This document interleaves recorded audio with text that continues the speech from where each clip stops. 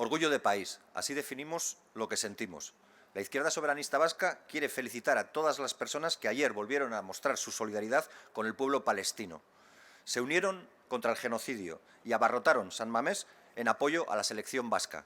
Ayer volvimos a reclamar lo que es de justicia y que, una vez más, nos sitúa en el lado correcto de la historia, como este país ha sabido siempre hacer. Euskal Herria siempre ha estado a la altura. Lo estuvo hace 50 años, cuando lo dejaron todo atado y bien atado.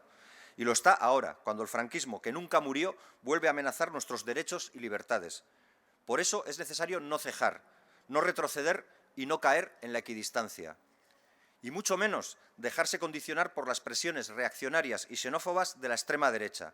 Es irresponsable y es un error con consecuencias incalculables. No hay argumento que justifique los bandazos aplaudidos por los fascistas.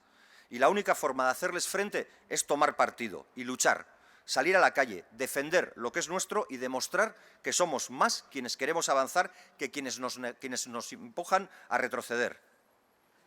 Euskal Herria Bildu quiere ofrecer a la sociedad vasca un punto de encuentro, un lugar de encuentro para volver a demostrar que está a la altura. Será el próximo sábado, en Bilbao, a las 5:30, en una manifestación que partirá de la Plaza de la Casilla.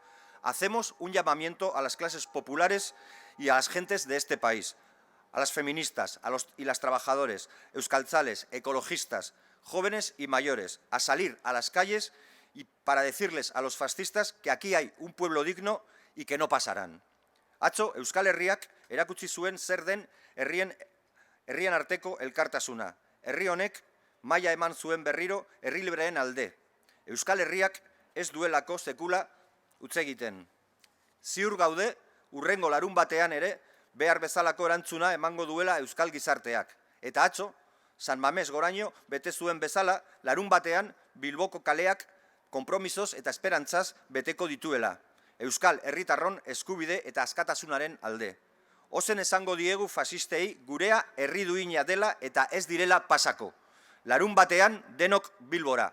Askatasun haizea gara. La nación vasca es viento de libertad.